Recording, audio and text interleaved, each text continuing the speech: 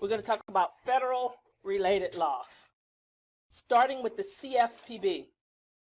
You need to know that CFPB stands for Consumer Financial Protection Bureau. I like to call the CFPB the new sheriff in town. They're the new rulemaking authority that has come in and taken over the entire mortgage industry. It used to be that HUD only reported to HUD and FTC only reported to FTC. But when the whole mortgage meltdown happened, everyone was pointing fingers. Hey, HUD, why are people losing their homes? I don't know. Federal Trade Commission, I don't know. No one had any answers, so they all got taken over by the CFPB. You need to know that CFPB stands for Consumer Financial Protection Bureau. You also need to know what two entities created the CFPB. The Dodd-Frank Act and the Consumer Finance Protection Act created the CFPB. And here's a list of all the agencies that now have to report to the CFPB. I like to say any entity that deals with money or banking, they all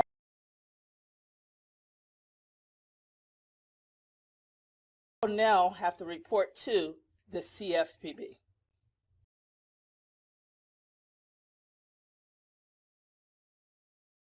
So let's talk about the primary market. And in understanding what the primary market is, we need to make sure that we understand the definition of a mortgage. So a mortgage is a written instrument used in real property to secure repayment of a debt.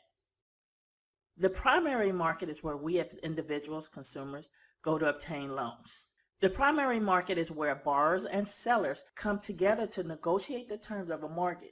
It's where we as consumers obtain mortgages. You can go into a bank, a credit union, work with a broker, a banker. It's where individuals get loans. Primary market lenders include the following: mortgage bankers. These are companies, individuals, entities that originate, process, and underwrite loans. They may close them and fund them in their own names, and they may also service them. And then you have mortgage brokers. This is a company or individual who for a fee places the loan with the lender, but does not service the loans. It's important that you really understand the difference between a mortgage banker and a mortgage broker. A mortgage banker is more like an investor. They have their own money. They're going to lend their own money. A mortgage broker does not have their own money, but they can broker the deal. They can connect you with the individual that has the money. For example, I'm a mortgage broker. I'm a real estate broker with my NMLS license. I can do loans in my own name. I'm not giving the money, but I'm going to connect you with the entity that is going to give you the $300,000 to $400,000 to $500,000 to buy the property. Again, a mortgage banker is more like an investor. They're going to lend their own money. A mortgage broker is not going to lend their own money. They're just going to broker the deal. They're going to connect you with the individual company or investor that will lend the money. I like to say a mortgage banker has bank. They have bank. They can lend their own money. A mortgage broker is broke. We're looking for someone that we can make a deal with so that we can make money, because we don't have the $300,000, $400,000, $500,000 that you need to buy the house. But we're going to broker the deal. We're going to connect you with the entity, the company or the entity that will. Other places on the primary market a person can go besides an investor, banker, or broker: commercial banks, Wells Fargo, Chase, Bank of America. That's where customers or consumers go to get loans. Also, savings and loans institutions, credit unions, finance companies. There's tons of places that you can go to get a loan on the primary market. Just remember, the primary market is where consumers go to get loans. Now, the secondary market is a bit different. The secondary market is where existing loans, existing mortgages are bought and sold. A consumer can't get a loan on the primary market. This is where loans are sold in the back from lender to lender. So the secondary market is where existing mortgages are bought and sold on the back end. There are several important entities that you're going to learn about that operate on the secondary market, starting with Fannie Mae, Freddie Mac, Ginnie Mae, the Federal Home Loan Bank System, and private investors. Those are all lenders or players on the secondary market. And just remember, an individual and a consumer does not get a loan on the secondary market. The secondary market is where existing loans are bought and sold. One of the main players on the secondary market is Fannie Mae. Fannie Mae was created in 1938 as a means to assist the housing sector in the midst of the Great Depression. You need to know Fannie Mae's complete name. It's the Federal National Mortgage Association, and its acronym is FNMA. So you need to know it three ways: Fannie Mae, Federal National Mortgage Association, and FNMA. That's the acronym. Fannie Mae is the largest of all of the secondary market investors. Fannie Mae is a government-sponsored entity. They call it a GSE, and it acts on behalf of the government for the purpose of the secondary market for mortgages. And again, Fannie Mae is going to be your largest entity on the secondary market. Freddie Mac is the second major GSE. Freddie Mac was created in Congress in 1970 to provide a secondary market of mortgages, but these are originated by savings and loan institutions. Again, Fannie Mae is the first and the largest, but Freddie Mac is the second largest GSE, government-sponsored entity. And its whole purpose was created to provide a secondary market for mortgages that are originated by savings and loan institutions. You need to know the full name for Freddie Mac. It's the Federal Home Loan Mortgage Corporation, and its acronyms are FHLMC. Now, the third largest player on the secondary market is Ginnie Mae. Now, you need to know that Ginnie Mae is not a GSE, not a government-sponsored entity. Ginnie Mae is a part of HUD. Ginnie Mae was created in 1968, and again, it's a part of HUD. Ginnie Mae does not purchase or sell homes.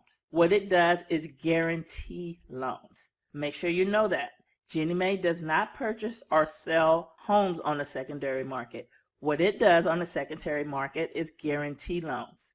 So rather, Ginnie Mae issues guarantees on bond pools that are comprised basically for government-backed loans, FHA, VA, and USDA loans. You need to know the full name for Ginnie Mae, Government National Mortgage Association, or we just call it GNMA as the acronym. So now you know the players on the primary market, and the primary market is where consumers, people, individuals go to get loans. Banks and savings and loan institutions, mortgage companies. You can go to a mortgage banker who has their own money, or you can go to a mortgage broker who will help to connect you with someone who has their own money. Once the homes are purchased on the primary market, usually they're sold, not always, but usually they're sold on the secondary market. And the largest player on the secondary market is Fannie Mae. The second largest player on the secondary market is Freddie Mac. And then if it's a government loan, it may be guaranteed through Ginnie Mae. Primary market, secondary market. Make sure you understand the difference. And make sure that you understand that secondary market is where existing loans, it had to be a loan in the first place, existing loans are sold on the secondary market.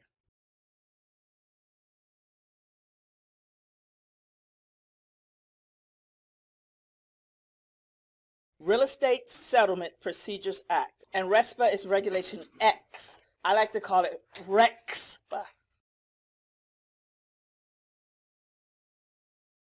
The purpose of RESPA is to help consumers become better shoppers for settlement services. Whenever you see settlement services, I want you to think RESPA. Settlement services to me means escrow stuff, but on the exam they're going to use the term settlement services.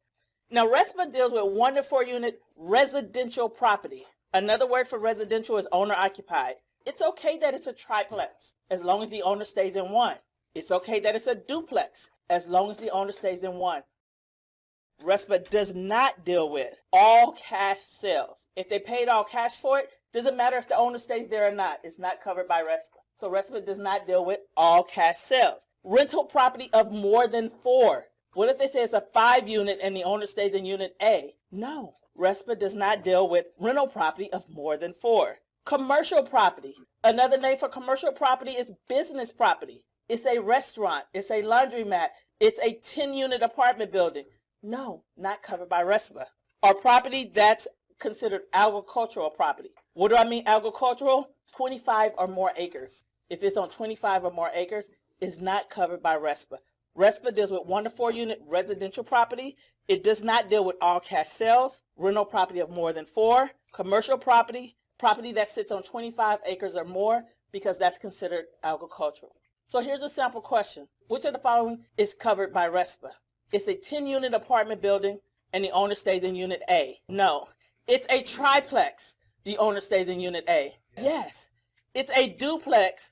I rent one side out and I stay in one side. Yes, because I stay there. RESPA does not deal with all cash sales, rental property of more than 4, commercial property, or agricultural property. The penalty for violating RESPA, $10,000 and or up to 1 year in jail. Just depends on how that judge felt that morning. So can the penalty be $12,000 and 6 months in jail? No. No, because it can't be more than $10,000. Can the penalty be $5,000 and 6 months in jail? Yes, because the penalty is $10,000 and or up to 1 year in jail. It can't be more than $10,000. It can't be more than 1 year. But can it be any mix thereof? And the reason why I want to explain that to you is because they're not going to ask it that clearly. They're going to give you 4 scenarios, and they're going to ask you which one violates RESPA. Well, if it's more than $10,000, or if it's more than 1 year, it would violate RESPA. There are several sections of RESPA, but the only ones that we're concerned with are RESPA Section 6, 8, 9, and 10. So I'm going to start with RESPA Section 6. RESPA Section 6 deals with mortgage servicing and mortgage servicing abuses. You have to first understand what a servicer is. A servicer may not be the company that actually owns the loan. They've just been hired to service the loan. What does service mean? Service means they're the company that collects the payments, pays the taxes and insurance, handle late fees, things of that nature. Servicers did a lot of bad things in the whole mortgage meltdown. They would take people's payment on the 1st and not even apply them to the 16th. Or they would not give them loan mods, or they would hold up short sales, or they wouldn't pay their taxes, things of that nature. What law deals with mortgage servicers and mortgage servicing abuses? The answer is going to be RESPA Section 6. What is a servicer? May not be the actual owner investor, but the company that's been hired to service the loan, handle payments, late payments, taxes, and insurance.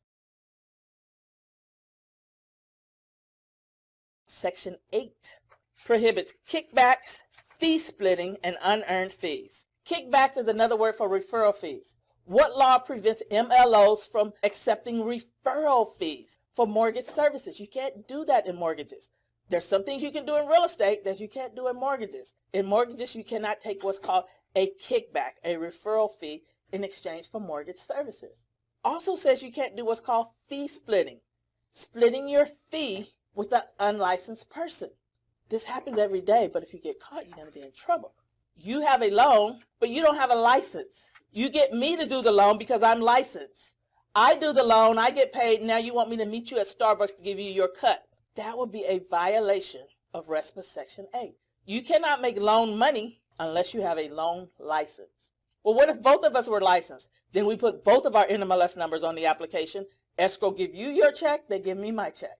You cannot split your fee with an unlicensed person. What law says you can't do that? RESPA Section 8. Unearned fees. You can't accept unearned fees. When do you get paid in real estate and mortgages? When and if the deal closes. You can't take money up front. 2 other words that they use for unearned fees, they may call it upfront fees or they may call it advance fees. 2 other words that they use for unearned fees, they may call it upfront fees or advance fees. You can't tell your client, oh, well, you know, this deal is going to be pretty hard. Your credit's not all that great. I'm going to charge you $500 to start, and then the rest I'll charge you 2 points at the end. You can't get paid anything up front.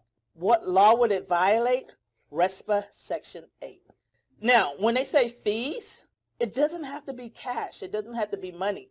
It could be, you can't accept anything of value. Anything of value. You can't give me a Gucci purse in exchange for referral fees. You can't give me Dodger tickets. You can't give me a hotel vacation package in Vegas. You can't give me anything in exchange for referral fees. Now listen to this. You know how title companies give you stickies and pins and things of that nature? If they give you that information, they say stickies, with their name on it, it's not a violation. If they give you stickies or pins with your company name on it, it is a violation because you can use that for marketing. That's a thing of value. So when you're reading those scenarios, be careful. Read into that. If it has your company name on it, your company logo on it, that's valuable to you. You can pass that out to other people to market your service. Two other words that they use for unearned fees: advance fees and upfront fees.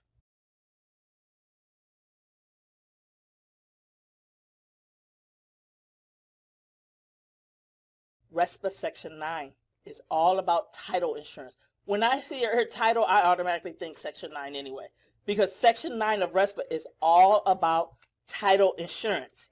A lot of people want to go back and forth with me about this, and I'll tell you guys this.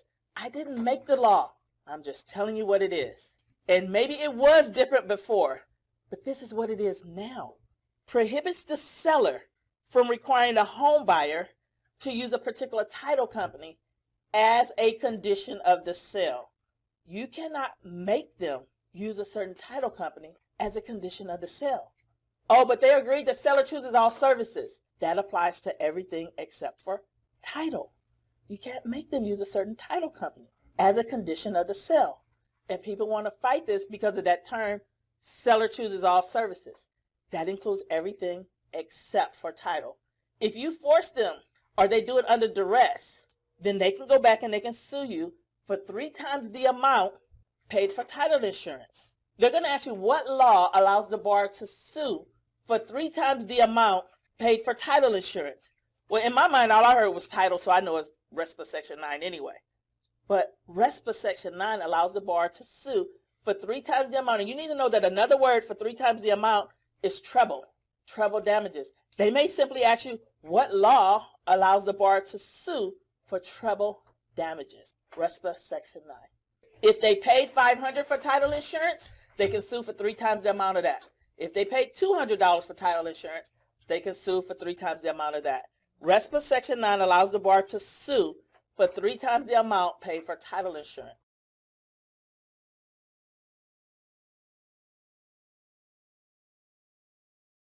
RESPA Section 10 is all about escrow accounts. 2 other words that I told you that they use in place of escrow accounts: impound accounts and reserve accounts. So RESPA Section 10 deals with impound accounts, reserve accounts, escrow accounts, whatever word they use. An escrow account is the account that the lender sets up to take the money for the taxes and insurance. You need to know what they can do each month and what they can do at what's called closing. So let's talk about each month. Each month, if your account has impounds, if you have an escrow account, the lender can take no more than 1/12 of the annual amount. Well, my annual taxes are $1,200. They have to divide that by 12. Well, why 12? Because there's 12 months in a year. Each month, the lender can take no more than 1/12. Well, why would that be such a big deal? Well, what used to happen is in January, they would say, with your first payment of the quarter, we're going to take all the taxes and insurance for the first 3 months. And then in April, we're going to take the next 3 months. So every quarter, the first payment was always so much higher. And the CFPB says, no, each month you can take no more than 1/12 because there's 12 months in a year. Even it out. But then it says at closing, you can take a cushion of 2 months. Well, what do you mean? Remember I told you at closing means at doc signing, at closing, at loan consummation, at loan settlement. That doesn't happen all the time. That just happens when you get a loan. And what they're saying is when you first get the loan, they can take an extra 2 months cushion, buffer. And that's where people tell me, but I've seen the paper when the notary came and they took way more than 2 months taxes and insurance. And that's when I'm going to tell you, answer what they're asking.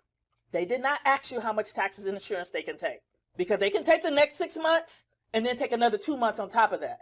The question is going to be, how much of a cushion can they take? 2 months. Because what if your taxes go up or your insurance go down? What if you switch from Geico to AAA? They can take an extra 2 months to cover any unexpected changes. Each month, if you have impounds, they can take no more than 1/12. But at closing, at doc signing, at loan consummation, at loan settlement, they can take no more than 2 months cushion. You have to be careful with the questions about impounds because they're going to give you scenarios. Remember I told you they're going to give you stories. You're going to be so tired of reading these stories, okay? Which of the following would have impounds and which of the following would not have impounds? What if only their taxes was included in their payment? Would they have an escrow account? Yes. What if only their insurance was included? What if, and of course if both their taxes and insurance, but what if they pay their taxes and insurance separate than their mortgage payment? Then they don't have anything impounded. But they're going to say George pays his taxes only with his mortgage payment. Well, he will still have an escrow account. Linda only impounded her hazard insurance. She would still have an escrow account. Danielle decided to pay her taxes and insurance separate from her mortgage payment. Then she's not going to have an impound account. She's not impounding. She's not including it. And that brings me to this one, annual escrow analysis. Each year, annually, if you have your taxes and insurance included, they're going to give you a statement. It's called an annual escrow analysis. And it's going to say, this is how much we took out of your payment every month. This is when we paid your taxes and insurance. And at the end of the year, they're going to tell you if you met it equally, or if you paid too much, or if they didn't take enough. But they do that annually. They're going to ask you how often is an annual escrow analysis performed? Annually, every year. And they're going to ask you at what point would they have to return money to the borrower. If they found that they took $50, highlight the 50, $50 or more too much, then they have to give it back. But they have to do an annual escrow analysis every year. They don't want to wait every 5 years and find out they haven't been taking enough. Now you got to give them this big giant amount, or that you haven't been paying enough, or whatever the case may be. RESPA Section 10 says they have to do an annual escrow analysis. Now you need to know what's considered a complete application. And the reason why that's important is if a creditor gets a complete application, whether it's a 1003 or some other form or even on a napkin, if they get this information, that means that they've received what's called a complete application. And once they get that, they have to give out certain disclosures. So you have to make sure you understand what's considered a complete application. And these 6 items here are what the CFPB considers as being a complete application. If they get the name of the borrower, the Social Security, the gross monthly income, the loan amount, the address, and the estimated property value, that's considered an application. So where it says address of subject property, TBD is okay to be there, and UNK is okay to be there. To be determined and unknown, because maybe it's a purchase and you don't have the property address yet. If it's a refinance, you already have the address. But if it's a purchase, you may be pre-qualifying your borrower and not know the address. So TBD or UNK, that's okay to be there. But what's never, ever, ever okay to be there is N/A. So they're going to ask you which of the following is not allowed. And they're going to have TBD, UNK, the borrower's address, and they're going to have NA. NA, not applicable, is never allowed in that particular space.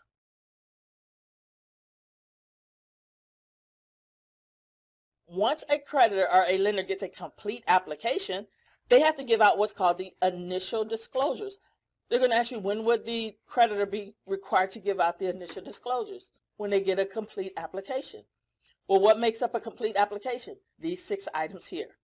What are the exceptions? The only time they don't have to do it if the applicant withdraws the application within the first 3 days, or the lender turns it down within the first 3 days.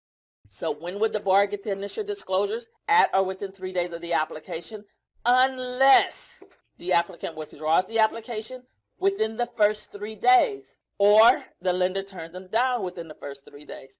Otherwise, they have to give them what's called the initial disclosures.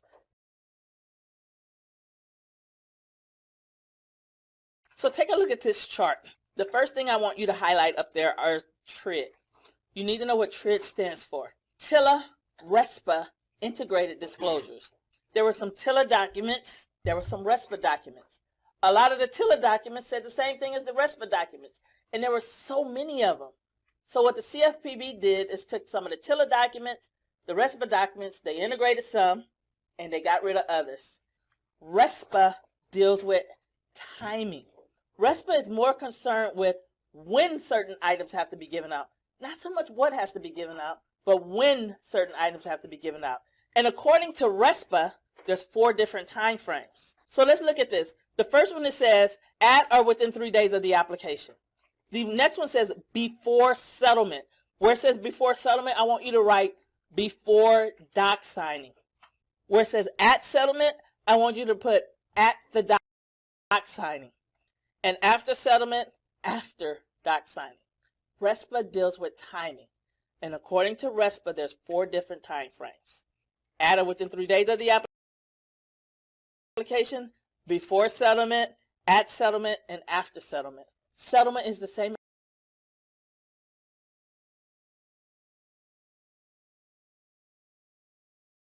as doc signing. Or they could say loan consummation or loan closing. Now you need to know what's considered the initial disclosures. All of these that I have here within the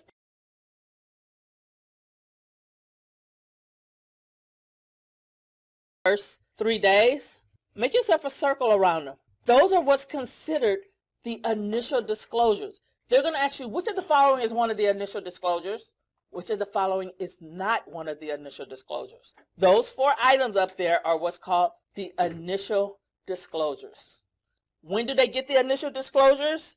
At or within 3 days of the application, unless the applicant withdraws the application within the first 3 days or the lender turns it down. What are the initial disclosures? Those items in that top box that we're getting ready to discuss. The first one is called the Home Loan Toolkit.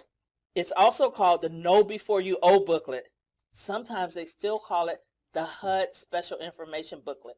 I need you to make yourself a note for purchases only. That's a booklet that explains how purchases work. It's an initial disclosure that's given out at or within 3 days of the application for purchases only. The reason why I'm stressing that is they're going to give you those stories. Who would get the Home Loan Toolkit? Who would get the Know Before You Owe booklet or the Special Information Booklet? When you read those 4 stories, whichever one is getting a purchase. If they're not purchasing, they wouldn't get that. And then someone would say, but it's at or within 3 days of the application. But I just explained to you that that particular one is for purchases only. If they're not purchasing, maybe they're refinancing, I don't need to give them that. I don't need to waste the paper. The next one, it says the loan estimate. Make yourself a note. Formerly the GFE. In refinances and purchases, we don't use the good faith estimate anymore. We use the loan estimate.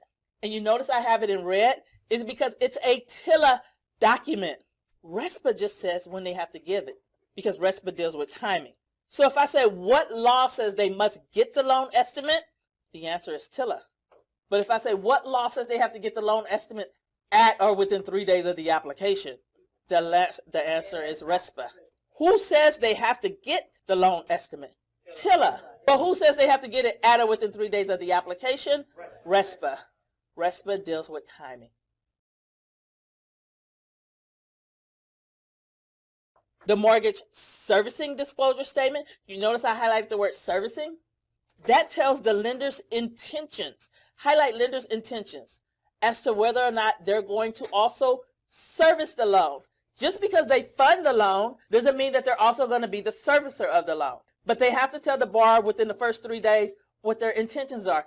We're Bank of America. We're going to fund your loan, and we're going to service your loan as well. You will always make your payments to us. Or, we're Bank of America. We're going to fund your loan, but we're reserving the right to let someone else service it in the future. It may be 5 days. It may be 5 years. For example, my loan started with IndyMac, and then it went to Ocwen, and then it went to SLS. But they told me within the first 3 days that that might happen. The mortgage servicing disclosure statement tells the lender's intentions on as far as how they plan to service the loan. And most of them, they're going to take the servicing and they're going to let someone else service it at some point in time. And then a list of HUD approved counselors.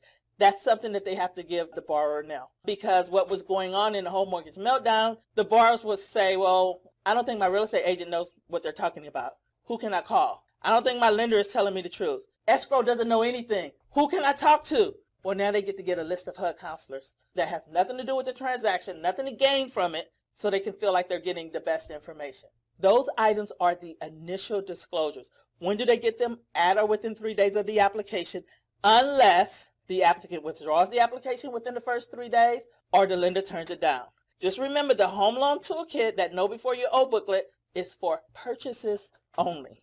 Now, before doc signing, if you've given them the AFBA disclosure, or if you've referred them to a business that they have part ownership in, then you have to give them that before they sign docs. And then the closing disclosure, make yourself a note. The closing disclosure, formerly the HUD. We don't use the HUD in refinances and purchases. We use the closing disclosure. And they must get it, it's non-negotiable, 3 days prior to doc signing. When do they get the closing disclosure? 3 days prior to doc signing. And then if you notice, they get it again at the doc signing. They get it twice. It's a TILA document. But RESPA says when they get it. Who says they must get the closing disclosure? TILA. Who says they have to get it 3 days before and then again at doc signing? RESPA. So they give it to them 3 days to review. And then at doc signing, they get it again. And it has to be the same. Because if it's different, then they get a new 3 days. Why give me something to review if you're going to change it? So they get it 3 days before the review, and then they get it, their final one at the doc signing. They'll also get the initial escrow statement generally. That just tells them how much their taxes and insurance are. And then after settlement, after doc signing, if their taxes and insurance are impounded, they get that annual escrow statement. And I can't stress that enough because they're going to give you scenarios. In one of them, they're going to say the person pays their taxes and insurance separate. How often would they get the annual escrow analysis? They wouldn't. They wouldn't, but they're going to have their 3 months, 6 months, 12 months, never. If their taxes and insurance are not impounded, then they would never get it. But what if just their taxes are impounded? Then the answer would be annually. What if just their insurance is impounded? It doesn't have to be both. And the last one, the servicing transfer statement. Up front, then the mortgage servicing, we say we might sell the servicing of your loan. We don't know. But here, the servicing transfer statement is when they actually do assign the servicing of your loan to another company. They call it the goodbye letter. Goodbye, don't make your payments to us anymore. Make them to Aquanel or SLS or whoever the new lender will be. You need to know when would the borrower get the goodbye letter or the servicing transfer statement at least 15 days prior to transfer. So they'll know where to make their payment. And is there a grace period? 60 days. What do I mean grace period? What if I didn't know it was transferred and I still made my payment to the old place? They will fix that for me on my behalf with no additional fees or penalties for 60 days. But after 60 days, I should know where to send my payment. That's what they mean when they say 60-day grace period. Now, every disclosure, every document that's on this page is a RESPA document disclosure except for two. The loan estimate and the closing disclosure are TILA documents. So when they ask you what law says they must get the annual escrow statement, RESPA. What law says they have to get the home loan toolkit, RESPA. What law says that they have to get the servicing transfer statement, RESPA. But what law says they have to get the LE and the CD, TILA. RESPA just says when they have to get them, but they're TILA documents. They're going to try to trick you. And again, if they trick you enough, you will be giving them another $110. Who wants to do that? Nobody.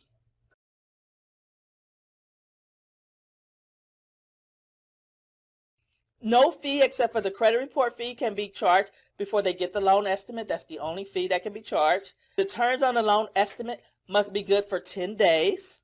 Remember that the loan estimate is just that, an estimate of what the fees are going to be. They could change. The loan estimate is just that, an estimate of what the fees are going to be.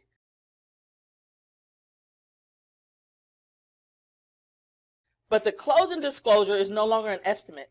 It's the actual fees that will be charged. Now, they will ask you this question, and it confuses people on mine. Which of the following documents show the potential fees that a consumer can be charged? Loan estimate.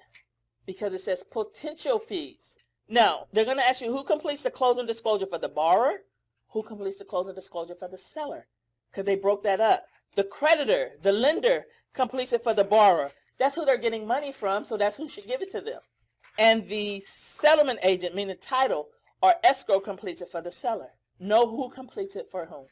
You also need to know, that they get the closing disclosure twice. One 3 days before doc signing, and then they get it again at the doc signing. If there's a valid change of circumstance, then they may get a new 3-day waiting period. For example, if you give me the closing disclosure to review 3 days before doc signing, and then within that 3 days, the APR change, or I decided I want a fixed instead of adjustable, or they added a prepayment penalty, that's considered a valid change of circumstance, and they have to give out a new closing disclosure. That usually happens when the rate wasn't locked, and in that 3 days it changed. Well, now they have to give out a new closing disclosure. You need to know what are the valid changes circumstances that will require them to give out a new closing disclosure. Changes in the loan's APR, changes in the loan product, or if they added a prepayment penalty, then they have to give the closing disclosure out again, and the borrower gets 3 additional days to decide if they still want to do it.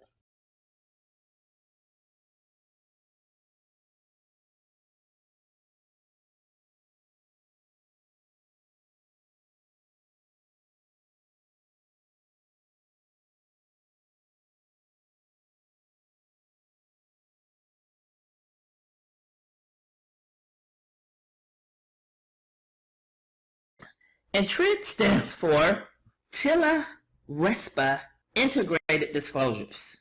This is something that happened back in October 2015 when the CFPB took over the mortgage industry, and they looked at a lot of the TILA disclosures, and they looked at a lot of the RESPA disclosures, and they noticed that a lot of them had the same information, and a lot of it was overlapping, and it was creating a lot of confusion.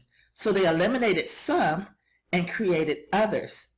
So you had the TILA disclosures, you had the RESPA disclosures, they eliminated some and they integrated others, and that's what we're getting ready to learn about now.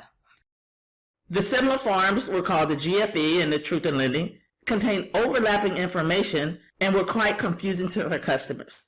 So it used to be what's called the GFE that they would get at the beginning, and then it would be the HUD the borrowers would receive at the end. But in response to these problems, the Dodd-Frank Act and the CFPB combined some of these disclosures, making them easier to understand. That's how TRID, TILA RESPA Integrated Disclosures, was created.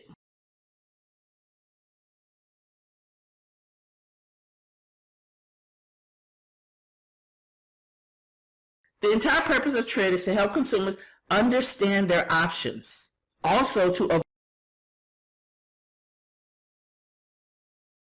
avoid surprises at closing. Borrowers will get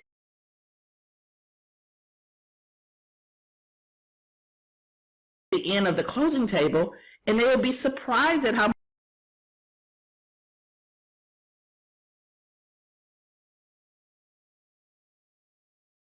much they needed to bring in. Well, TRID eliminated that with the loan estimate.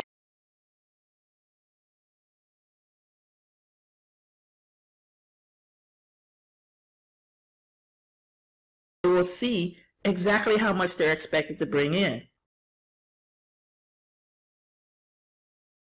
Also, is designed to help consumers become better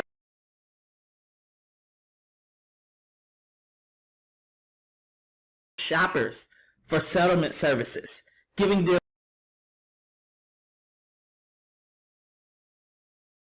some information ahead of time. So again, we used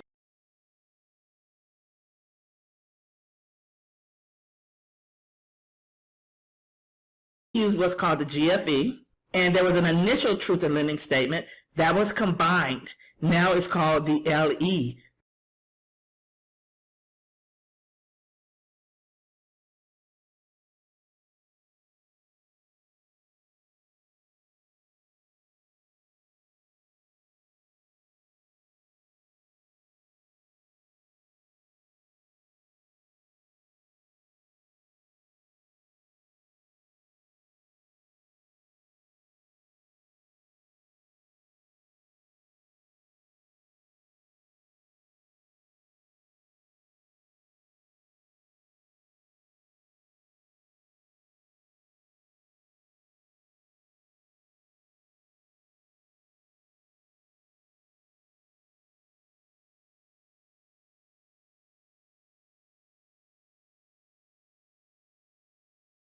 we're going to start with TRID.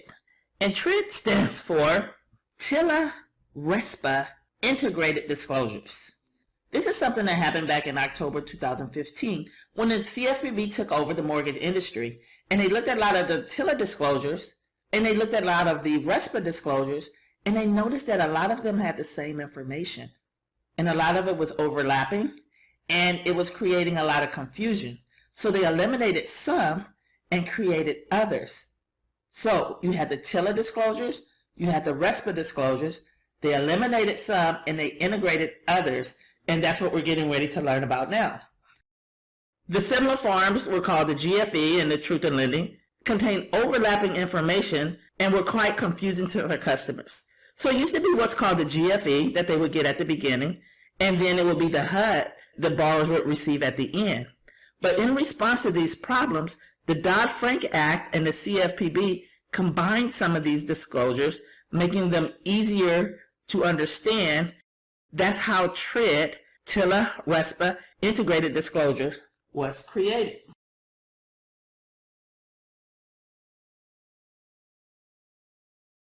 The entire purpose of TRID is to help consumers understand their options, also to avoid surprises at closing. Borrowers would get to the end of the closing table and they would be surprised at how much they needed to bring in. Well, TRID eliminated that. With the loan estimate, they will see exactly how much they're expected to bring in. Also, it's designed to help consumers become better shoppers for settlement services, giving them some information ahead of time.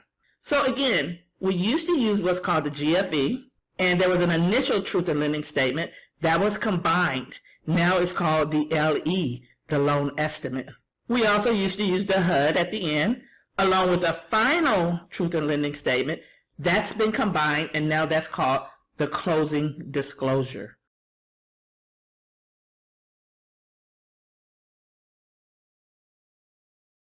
Now, it's important to understand that the GFE and the HUD didn't completely go away. They just do not apply to regular refinance and purchase transactions. So the TRID rule does not apply to the following: HELOCs, home equity line of credits, reverse mortgages, mortgages for mobile homes that are not secured by real estate, and like seller concessions.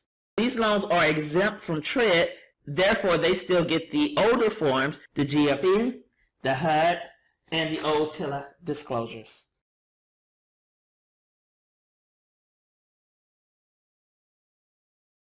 So as I said, the integrated forms will remove confusing and inconsistent language from both forms and make the loan cost much easier for the consumer to understand and for you as the loan originator to explain.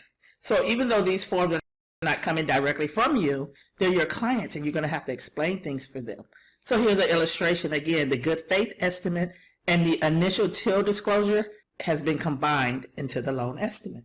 And you'll see here the HUD, or the HUD 1, and the final closing disclosure. Those two documents have now been combined into the closing disclosure.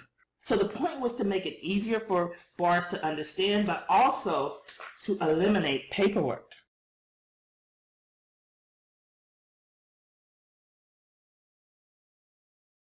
Records of these items must be maintained for a certain amount of time. So creditors, meaning banks and lenders, must retain records that show compliance with the loan estimate for at least 3 years. Although most TILA documents, because this document is under TILA, have to be kept for 2 years, the loan estimate, which is a new form, the CFPB is requiring that it's kept for 3 years. And the closing disclosure, the one that used to be called the HUD, they're requiring that it be kept for 5 years. Creditors, lenders, banks, they must keep them for 5 years.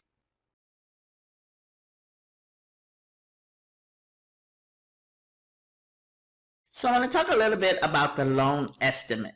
So the loan estimate is also provided to give the consumer a way to compare initial costs disclosed by the lender with the actual cost on the loan. It's an estimate of what the fees are going to be. So when the client goes into the situation, they have an idea of what their fees are going to be. The loan estimate is an estimate of what the fees are going to be, the initial cost. whereas the closing disclosure is going to be the actual cost. Here's some things that you need to know about the loan estimate. The creditor, meaning the bank, is required to either give or mail the loan estimate to the borrower no later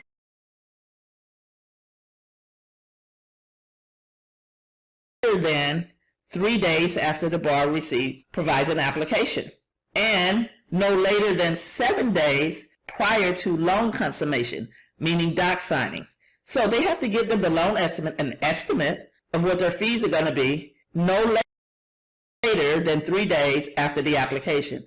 That way the borrower knows if it's something that they want to do. And they definitely have to give it to them at least 7 days before the loan closes. At least 7 days. So no loan can close prior to 7 days. If the loan estimate is mailed, it's considered to be received by the borrower 3 days after mailing. The 3 business day deadline includes every day which the creditor's office is open for business. So if they're open on Sunday, then that's considered a business day. If they're open on a holiday, that's considered a business day for the purposes of the loan estimate. Because now we have supermarket banks that are open in, Vons and Chase, and they may be open on days that regular banks are not. So for the purposes of the loan estimate, the business day includes any day that that particular bank you're dealing with is open for business.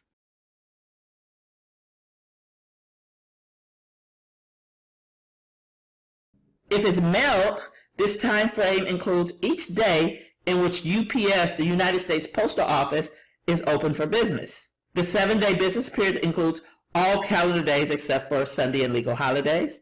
This form does not need to be given or mailed to the borrower if they withdraw their application within the first 3 days or the lender turns it down within the first 3 days. And if later they revise the loan estimate, they have to provide the revised loan estimate within 3 days of receiving the new information. So the information on the loan estimate is good for 10 days. The whole estimate is good for 10 days. But if they change something on the loan estimate, they have to give them a new one within 3 days of receiving the information that required the change. They're pretty strict on that. The borrower has to include or initiate or let you know that they intend to proceed. Again, the loan estimate is good for 10 business days. And the only fee that can be collected before the borrower receives the loan estimate is for the credit report. Remember, the loan estimate is an estimate of what the fees are going to be. They don't want the borrower to be charged for anything until the borrower has agreed to that estimate and have indicated their intent to proceed. The creditor, meaning the bank, is responsible for giving the loan estimate to the borrower. If the mortgage broker receives the application for the home, he or she may provide the loan estimate, but it's important to know that the ultimate responsibility regarding the loan estimate is for the bank, the creditor. Delivering the loan estimate, the regulation allows consumers to waive the 7-day waiting period if they have what's called a bona fide emergency. In order to secure this waiver, the consumer must give the creditor a written statement that includes one of the following: a description of what the emergency is, expressly stating that they want to waive it, and they have to have their signatures on there as well.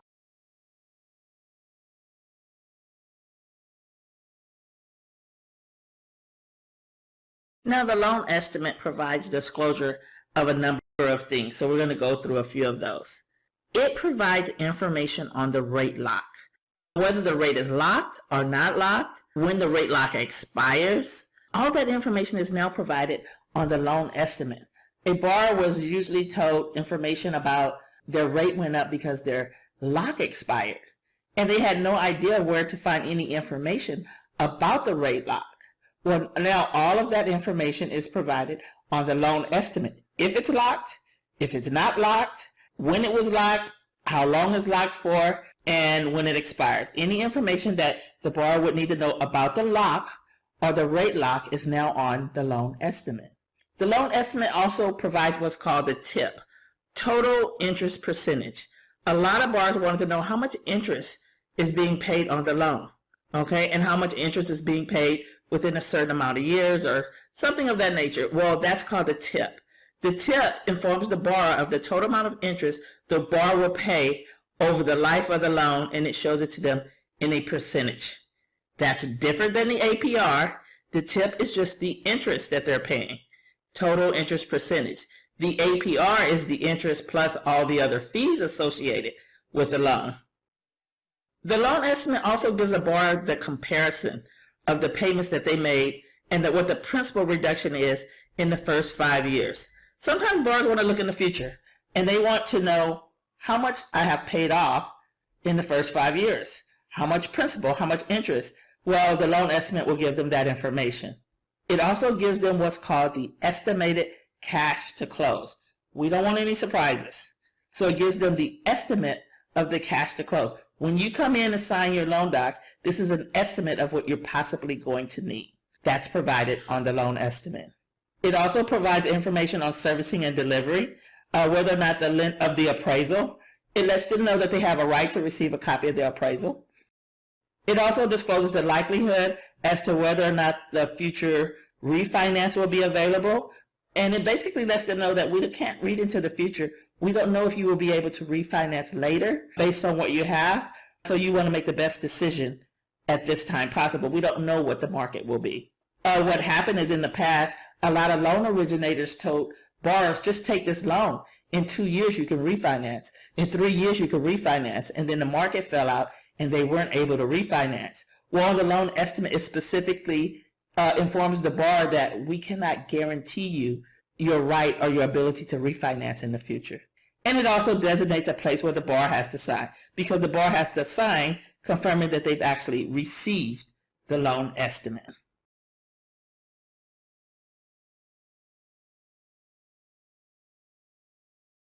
If a valid change of circumstances cause the charge is listed on the loan estimate to increase, the creditor might be required to issue a revised loan estimate. A valid change of circumstances defined by the rule include any events, inaccuracies, or changes that are specific to the transactions. And here's some suggestions, or some examples I should say. Change in eligibility. A change in circumstances impacts the creditworthiness of the applicant or the value of the property securing the loan. So whether or not they're eligible or not, that would be a valid change of circumstance and may require that the loan estimate be revised. Another one is the consumer request revision. Maybe they changed what they wanted. If they changed what they wanted, then we have to change the loan estimate. The consumer requests a change that relates to the loan terms or the settlement. Maybe they decided they didn't want interest only. They want fixed. Maybe they don't want adjustable. If the consumer requests such a change, that's a valid change of circumstance, and we would change the loan estimate. Delays caused by consumer. The applicant waits more than the 10 business days after the creditor provides the loan estimate before indicating that they want to proceed. That would be a reason to change it. An extraordinary event beyond the control of any interest. What if there was a natural disaster, hurricane, flood, tsunami, something we couldn't do anything about? That would be a valid change in circumstance. Another one, the creditor must provide a revised disclosure to the applicant within 3 days of receiving any information regarding such change. An unexpected event specific to the consumer, maybe something changed with title, insurance, things of that nature.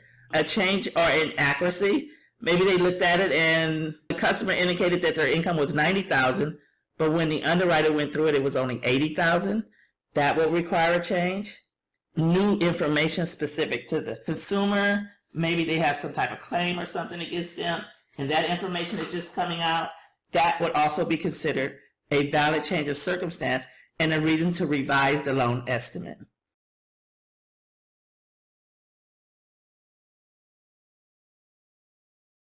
In this section, I'm going to talk about tolerances. How much of a change can be tolerated between the loan estimate and the closing disclosure. Some changes in fees on the loan estimate have zero tolerance. There's no tolerance for error with regard to the fees because these amounts should have been known. So there are zero tolerance on the following items. Fees paid to the creditor, meaning the bank, the mortgage broker, affiliates either taking, underwriting, processing the application, you should know what your fees are going to be. You should know what you're going to be charging, how many points you're going to charge. You can't change that later. Whatever is on the loan estimate is what's going to actually be on the closing disclosure. There's a zero tolerance for these items. Origination fees, application fees, tax fees, things of that nature, the cost of third-party services like appraisals, credit reports, flood certification, these things have a zero tolerance.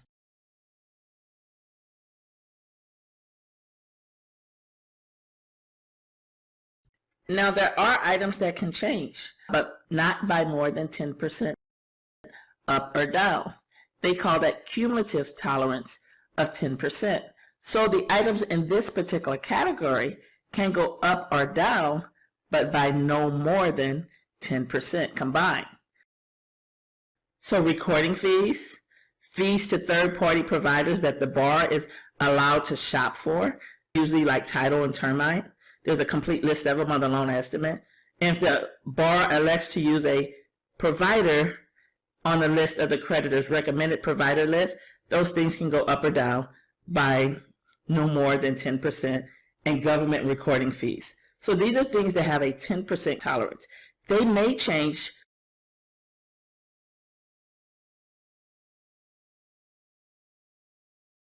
And the last, no tolerance requirement. They don't have a requirement on this one.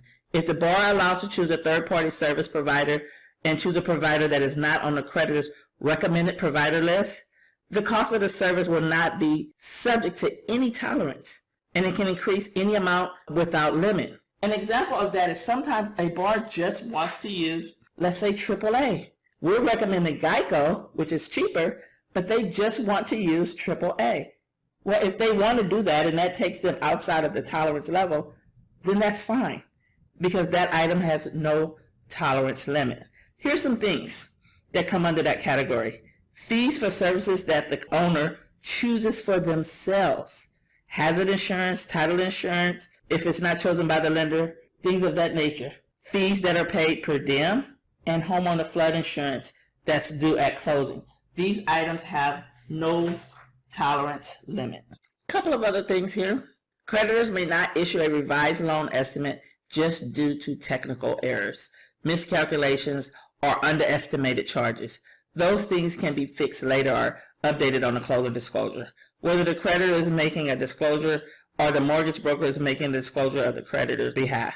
Also, revised loan estimate must be given to the bar no later than 4 days before consummation. Consummation is just another way of saying doc signing. Or placed in the mail 3 days after the creditor receives the information sufficient to justify the revision.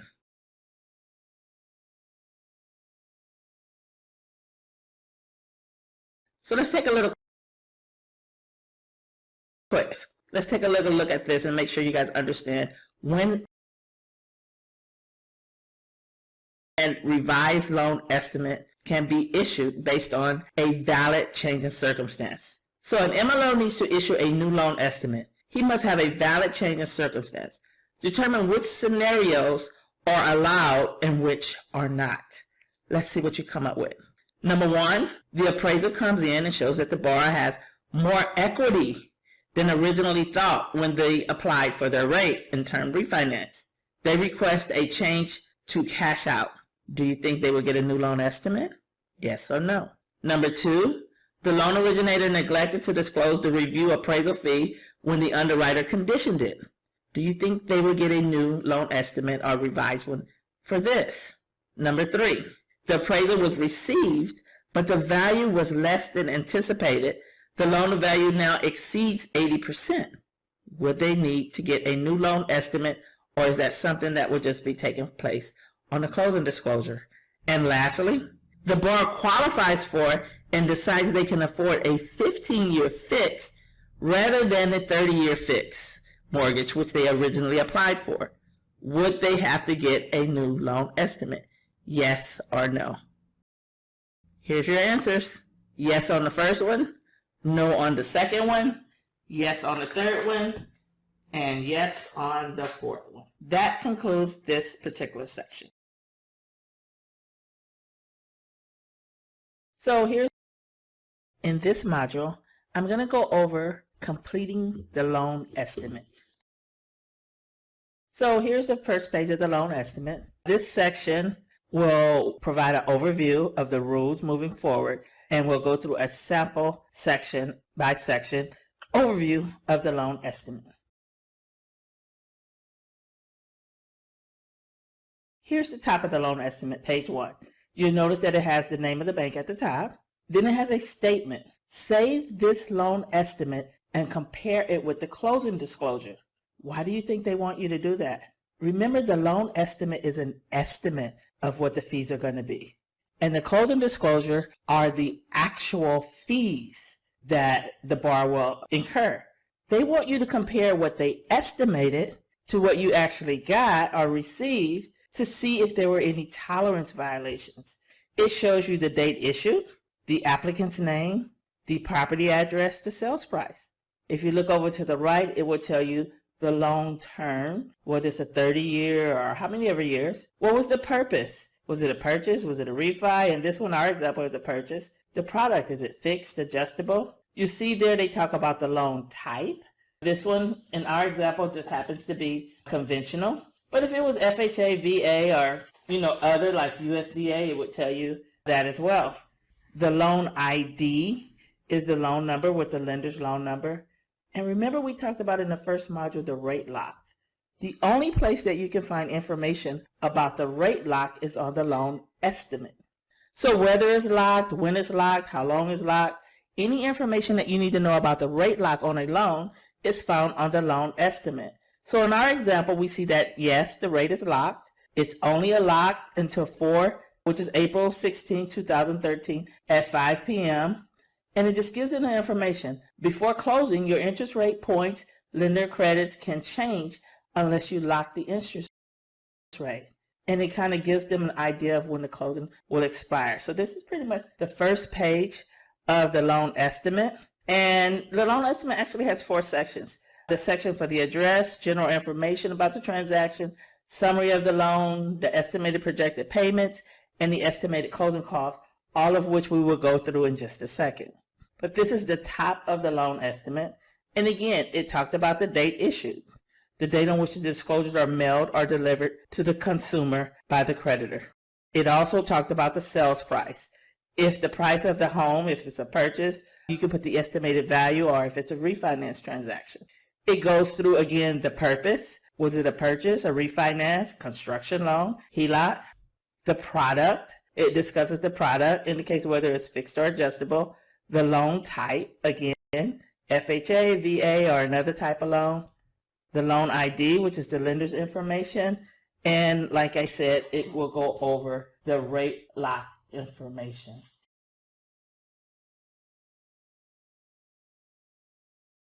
The next section on page 1 talks about the loan terms. It shows the loan amount, the interest rate, the monthly payment amount of the loan.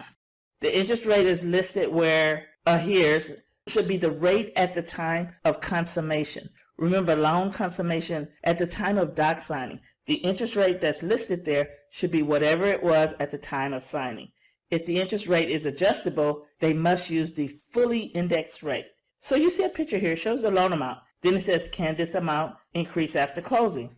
The interest rate, the borrower's monthly payment. It tells whether or not a prepayment penalty is included, and if so, how much, and the balloon payment.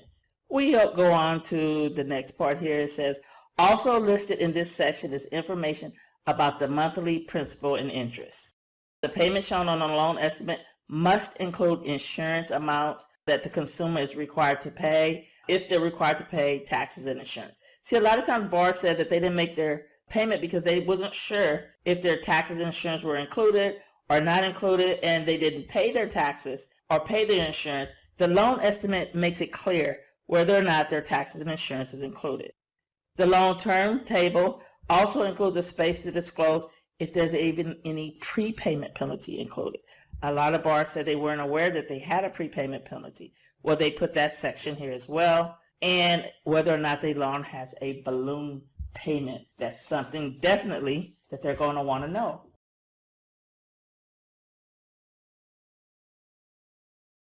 Another part of the loan estimate page 1, is the projected payment table. It creates a space to provide details regarding periodic payments. For a fixed loan, the principal and interest won't change. It will be the same all the way through, but everyone doesn't get a fixed loan. If a loan has an adjustable rate mortgage, creditors must use this section to demonstrate how the change will impact the payment. Look here how it says from year 1 to 7, and it shows 761 and shows the taxes and insurance and the amount. But look at year 8 through 30. Maybe they had PMI and the PMI went away. It shows, what the change will be in their payment in years 8 through 30. If the taxes and insurance, if it was an adjustable, it would show that information as well, actually what increased. It just gives them an idea of what to look forward to. Okay, so we're going to cover automated listings, the script, payment, and indicates whether the estimate includes the amount of taxes, insurance, homeowners, things of that nature. Now, look at it down here where it okay, says, so we're going to cover automated listings, the script. Because a lot of times people don't know whether their HOA was included or not in their payment in escrow. Well, this makes it clear. And again, remember, one of the main purposes of this document is to avoid any surprises at closing.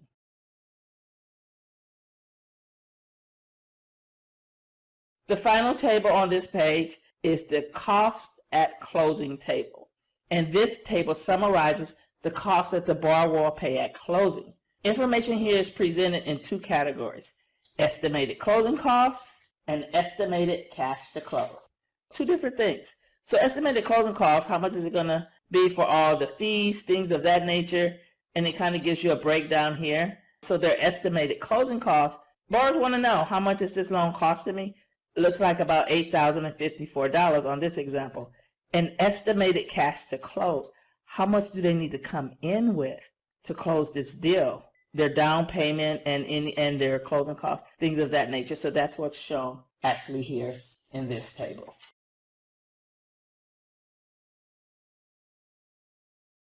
Okay, so now we're going to look at page 2. And you notice that page 2 is a little bit different. It has 2 columns. So we're going to go through all the information regarding page 2 of the loan estimate. The first column, it starts with the loan cost table. And what this table does is it itemizes all the loan costs associated with the transaction. We're going to talk about origination, services the borrower can shop for, services the borrower can't shop for, because that's pretty much important. That's the first section.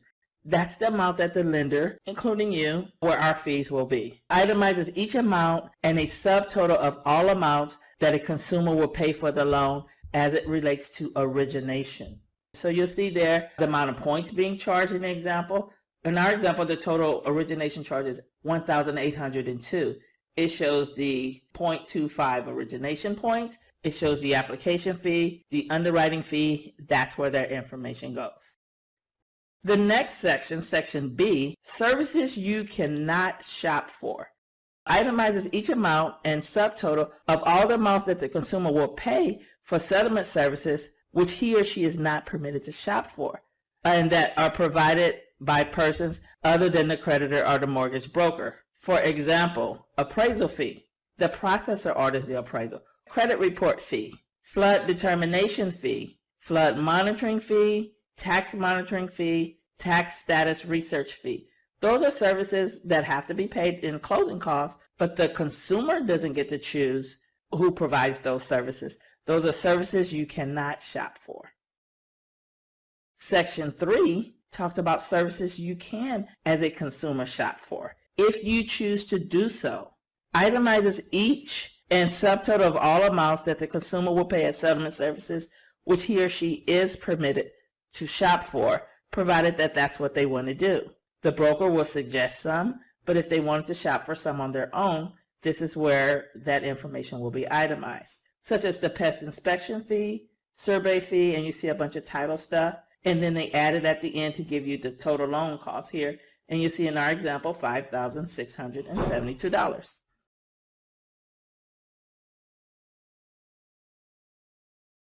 Moving on to the other side of page 2 It starts with section E. It's called the other cost table. And this table states all the costs associated with the loan transaction in addition to the loan costs. So we have the loan costs on one column, and on this column, we're going to talk about all the other costs. So section E started with the tax and other government fees. It lists the sum of all recording fees and other government fees and sums of all those transfer taxes paid by the consumer. And you'll see here we have recording fees and transfer taxes.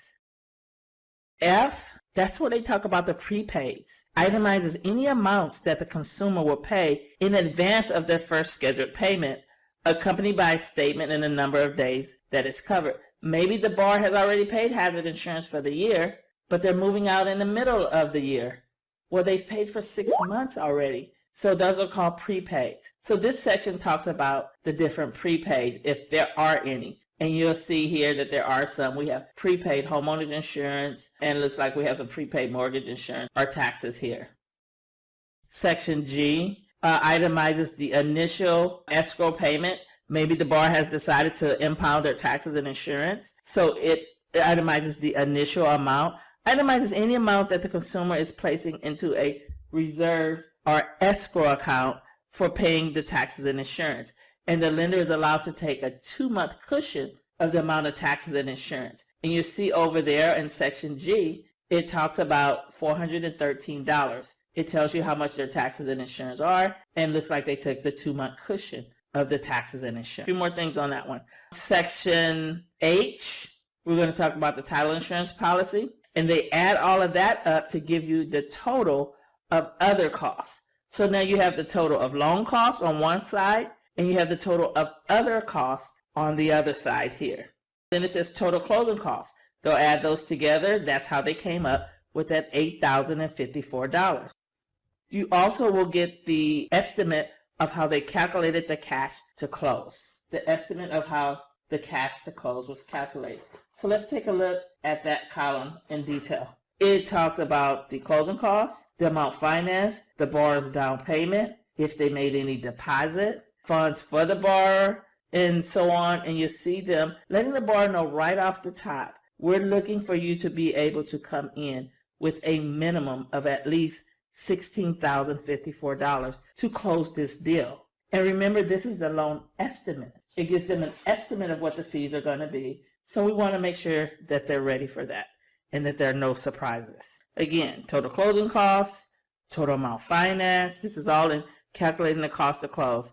The borrower's down payment, any deposit that they may have made, funds to close. Maybe the seller gave them some credits.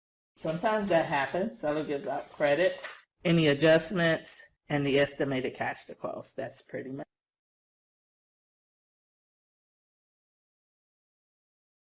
So now we're going to discuss the third page of the loan estimate. Identifies the creditor and loan originators involved in the transaction. The first table on this page lists the NMLS number, the unique ID, and identifies the contact information for these individuals. So you'll see here, we have the lender. Our example is Ficus Bank. The loan officer, Joe Smith. We have his NMLS number. We have his email. We have his contact information. If it was also a broker deal, we'd have that information over there on the other side. It also shows a comparison table that's intended to help consumers shop for services over the next 5 years. So it shows that in 5 years, a lot of borrowers wanted to know, in 5 years, where would I be? What would it look like? What would this loan look like? Well, that's what this table is. This is called the comparison tables. And in 5 years, the creditors must disclose the total amount of principal, interest, PMI, and the loan cost for the first 60 months of the loans, and separately disclose the amount of the principal that the consumer will pay off during that period of time.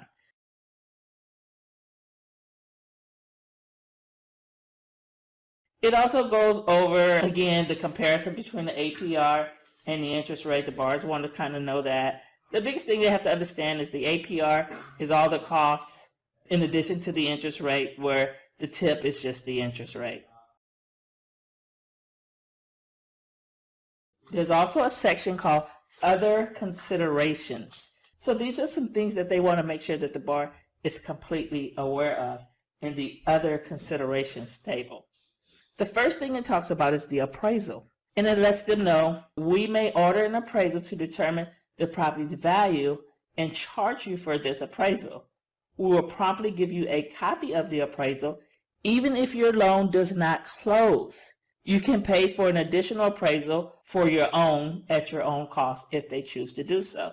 So appraisals that the creditor must provide to the borrower with a copy of the appraisal even if consumption does not close. And if the borrower decides they want another appraisal, they can do so and pay for it themselves. The assumption indicates whether or not a subsequent purchaser of the property is permitted to assume the loan. So that's the assumption clause. It either tells them that it is or is not assumable. You also have a section there about homeowners insurance. It states whether or not the homeowners insurance is required or not. On government loans, like FHA and VA, homeowners insurance is required and the borrower has to pay for it within the loan. This is a notice to let the borrower know that homeowners insurance is required. They can choose, even if they want to choose their own provider, it doesn't matter, but you have to have homeowners insurance. It also gives them information about the late payment, details on any charges that may result as a result of the late payment. It's listed in a dollar amount.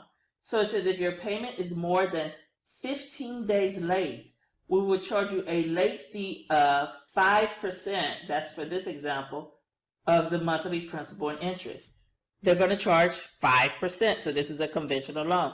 If it was FHA or VA, they would charge 4%. But in our example, on our loan estimate, it's conventional, so the late fee is 5% of the P&I only, not the taxes and insurance. You got to pay really close attention to that. 5%, and they're already letting you know that if the loan is more than 15 days late.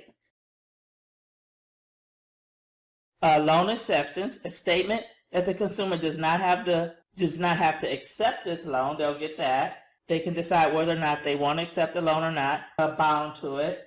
But it also has a section on there about refinancing. It says refinancing of this loan will depend on your future financial situation, the property value, and market value.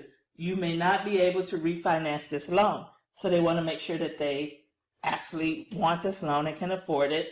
And then there's a section on there about servicing, whether or not the lender intends to service the loan or not, collect the payments for taxes and insurance, or if they intend to reserve the right to send the servicing to another company in the future. The terms won't change, but it's where the payments will go. But they have to let them know on the loan estimate, yes, we're going to fund your loan and you're going to make your payments to us forever, or yes, we're going to fund your loan, but we're reserving the right, maybe not today, maybe not next week, maybe not in 10 years, to assign the servicing of your loan to another entity. For example, my loan started with IndyMac, but they told me I might not be with IndyMac all the time, that it may go to another lender, and it did. It transferred several times. They have to give you that information on the loan estimate.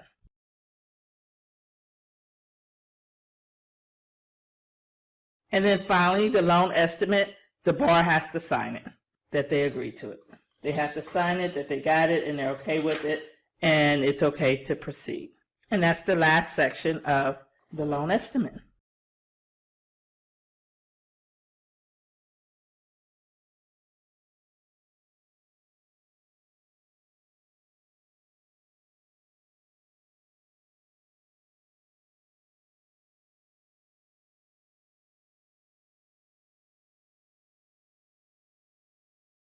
So now we're going to talk about TILA, the Truth in Lending Act. I call it TILA, the Godzilla, to remember as Regulation Z, because so many laws come under TILA. TILA is the law that deals with credit, APR, and advertising of loans. It requires lenders to disclose what's called the complete cost of credit. What do I mean when I say the complete cost of credit? They have to tell you the whole story. Yes, you're buying this house for $300,000. But after 30 years, with an interest rate of 6%, you will have paid blank in all. TILA requires lenders to disclose the complete cost of credit. It also is the law that says that they have to tell you up front what the APR is. What law requires lenders to disclose the APR, annual percentage rate? That would be TILA.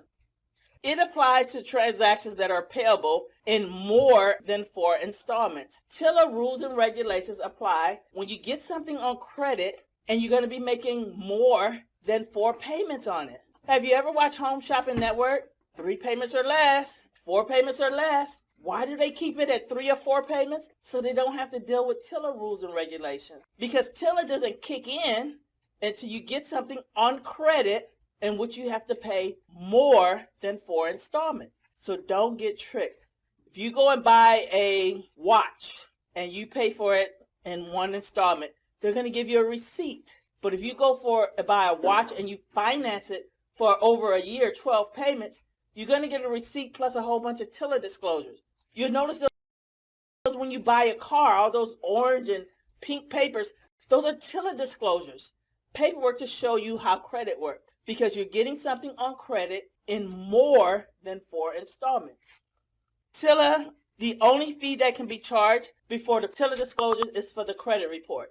The only fee that's allowed to be charged, that the borrower is allowed to be charged prior to the disclosures, is for the credit report. Nothing else. They're going to try to trick you, like the credit report and the appraisal or the inspection fee. No, they cannot be charged for anything before they get TILA disclosures, RESPA disclosures, any disclosures except for the credit report. That's the only fee that can be charged prior to any disclosures being given out.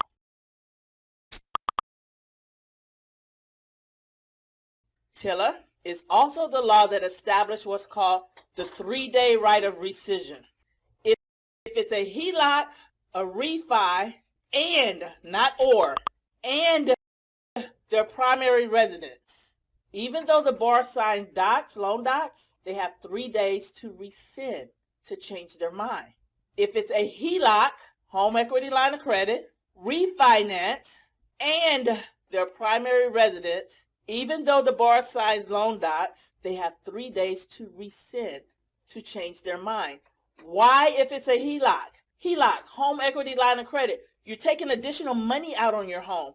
Are you sure you want to do that? Refinance. You're starting your loan all over again. Are you sure you want to do that? And then primary residence. This is the house you live in. Do you really want to take a chance with that? If it's a HELOC, refinance, and their primary residence, then the borrower has a 3-day right of rescission. So that means if it's a purchase, no. If it's a second home, no. If it's an investment property, no. Those have no right of rescission. No right of rescission. Now, if a borrower does rescind, it only takes one borrower. What if 4 of us were buying a house together, a motorhome together, a car together? Doesn't matter.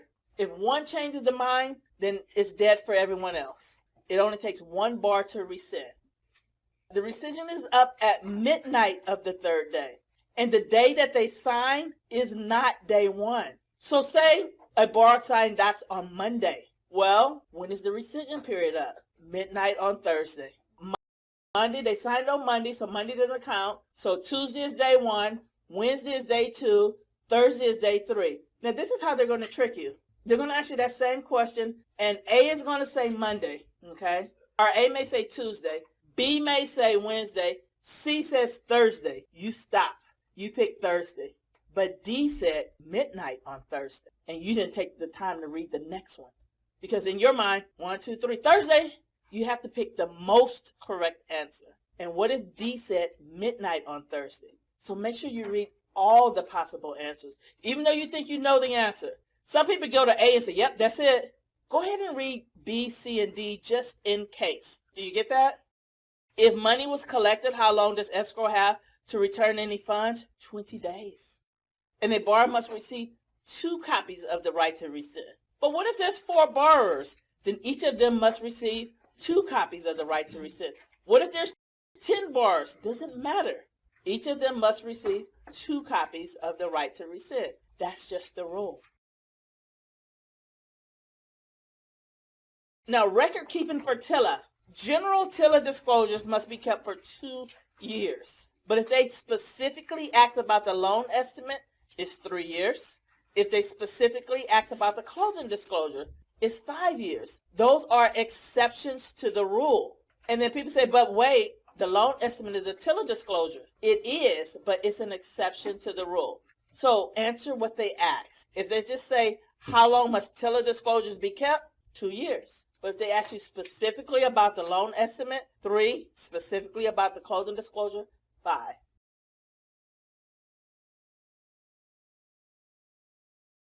What are the TILA disclosures that you need to know about? You need to know the loan estimate and the closing disclosure are TILA documents. You need to know the CHARM booklet. Make sure you know what CHARM stands for. Consumer Handbook on Adjustable Rate Mortgages. And they're going to ask you, when would a borrower get the CHARM booklet? And my answer is when they're getting an adjustable rate mortgage. But they're going to give you 4 stories. Sue is getting a fixed rate loan. It's fixed for 30 years. She wouldn't get it. Danny is getting an interest-only loan. It's interest-only for the first 10 years, and then he starts paying on the principal and interest. No. But Mary is getting an adjustable rate mortgage. Then Mary would get the CHARM booklet because it's the Consumer Handbook on Adjustable Rate Mortgages. Do you guys get that? Now, the other one is the When Your Home is on the Line booklet. When would a borrower get the When Your Home is on the Line booklet? Well, this is a booklet that explains everything you need to know about HELOCs, home equity line of credits, and everything you need to know about refinancing. So when would a borrower get that book? If they're getting a HELOC or if they're refinancing. Do you get it? If they're not getting a HELOC or a refinance, why waste the paper? It doesn't apply to them. But the loan estimate and the closing disclosure, they're going to get each and every time. The Consumer Handbook on Adjustable Rate Mortgages, they're only going to get it if they're getting an adjustable rate mortgage. And the When Your Home is on the Line booklet, they're only going to get it if they're getting a HELOC or a refi. I told you TILA is the law that requires that they give you the APR. You need to know that another word for APR is effective rate. What if they don't say the word APR? They'll probably say effective rate. It means the same thing.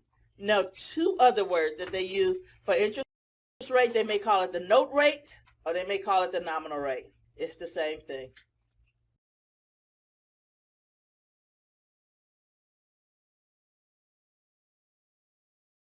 You need to know what the definition is of a business day. And according to what law is this the definition of a business day?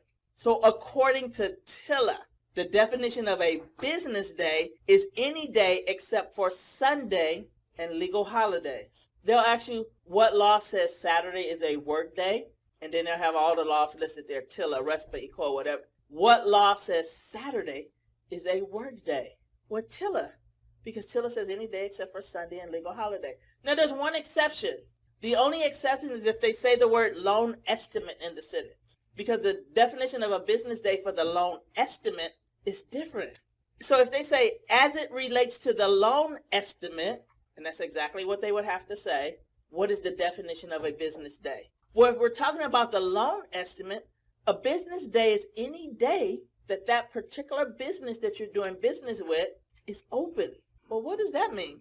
Well, now you have banks that are in supermarkets, and they're open on Sundays. Some of them are even open on holidays because they're in Vons, they're in Ralph's, whatever. If they're open on that day and you're supposed to get your loan estimate back, that's considered a business day. But again, they would have to say, as it relates to the loan estimate. Now, another quick tip, just to kind of let you know, sometimes they won't say business day or calendar day. So how do you know if it's a business day or if it's a calendar day? This is the rule of thumb, and not just in this class, but in anything in finance. If it's 0 to 9 days, I call it the single digits, 0 days, or 1 day, 2 day, 3 day, anything up to 9 is always a business day. If it's 10 and over, meaning the double digits, it's always a calendar day. What's the difference? Calendar days include Sundays and holidays. So if I said 3 days, is that business or calendar? Business. But if I said 14 days, calendar, because it's 2 digits. 0 to 9 is business. 10 and over is calendar. That's when they don't specify business versus calendar. That's your go-to rule for that.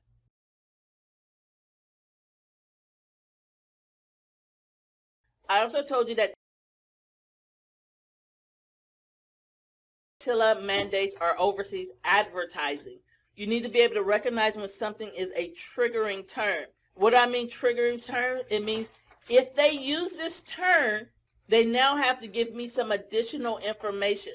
It triggers additional information.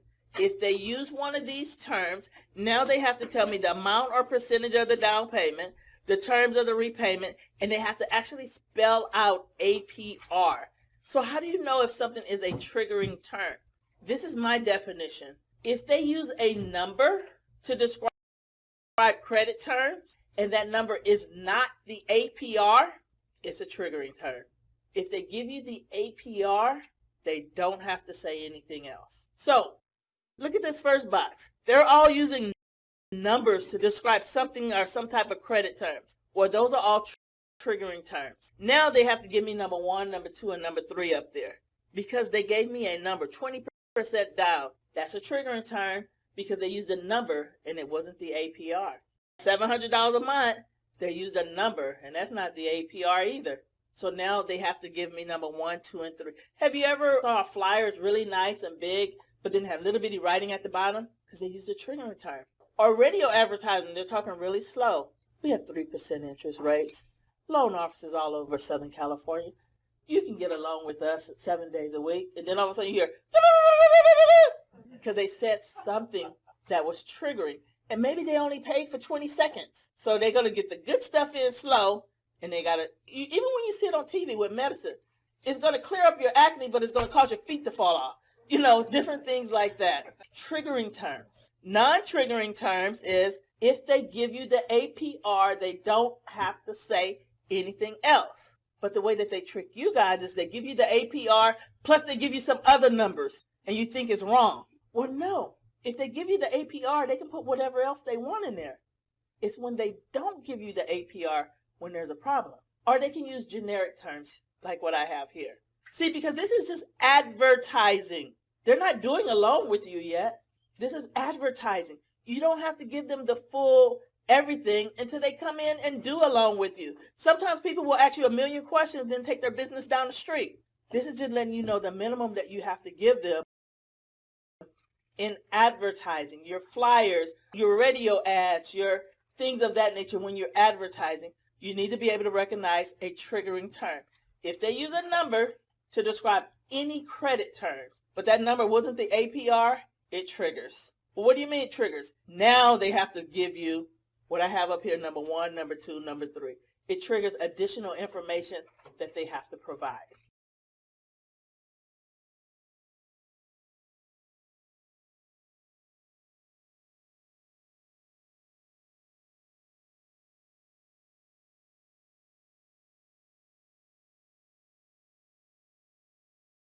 One law under TILA is the MDIA Act, Mortgage Disclosure Improvement Act.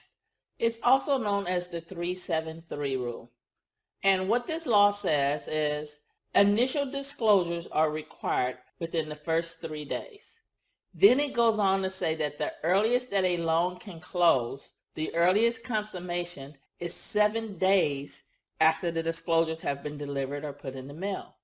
And then if redisclosure is required, and right there, that should be a tick, because whenever you hear redisclosure, you should always think 3 additional days are needed.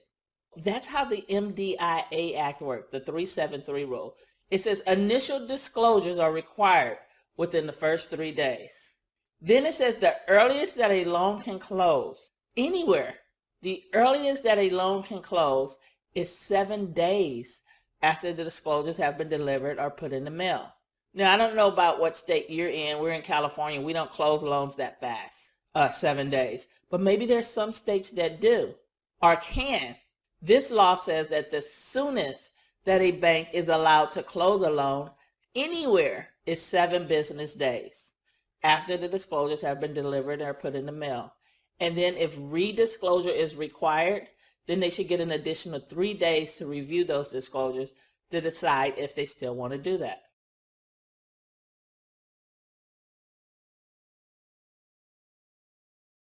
Here's an example. The most that the APR can change before redisclosure is 1/8 on a regular transaction or 1/4 on an irregular transaction. According to Regulation Z, the annual percentage rate is generally considered accurate if it does not vary above or below the APR initially disclosed by more than 1/8 if it's a regular transaction. Now, a regular transaction is simply a 30-year fix, or an irregular transaction, which is anything other than a 30-year fix. So let me give you an example. Say you are doing a loan for me, and I meet with you, we meet together, we go over everything, you pull my credit, and you quote me that my rate is going to be 4%. And I'm good with that, and you ask me, give me the loan estimate, and you ask me if I want to proceed. And I indicate yes, I'm good with that. You're saying I'm going to be about 4%. I would like to proceed. And then I go away, back to my life. You go on to try to find me a loan. You call me back maybe 30 days later, long as it's been more than 7, and says, hey, Artricia, good news, we got you approved. Come on in, I have a notary, we can sign your docs. But when I get there and I look at the paperwork, all of the paperwork says my rate is 5.5%. You can't expect me to just sign that because the rate changed by more than 1/8 or 1/4 from what we spoke about. You have to do what? Redisclose. And I get what? An additional 3 days to decide if I want it. Why? Because you quoted me 4%, and when I got back to the table to sign, it's 5.5%. You can't say, oh yeah, that's just the best we can do, but at least we got you a house. Go ahead and sign it. No, you can't expect for me to just sign it on the spot. You have to redisclose everything to me, give me all the paperwork again, and I get 3 days to decide if it's something that I want to do. That's what's called the 373 rule. Initial disclosures within the first 3 days. The soonest that the loan can close is 7 days. If redisclosure is required, then the bar gets an additional 3 days to review the documents.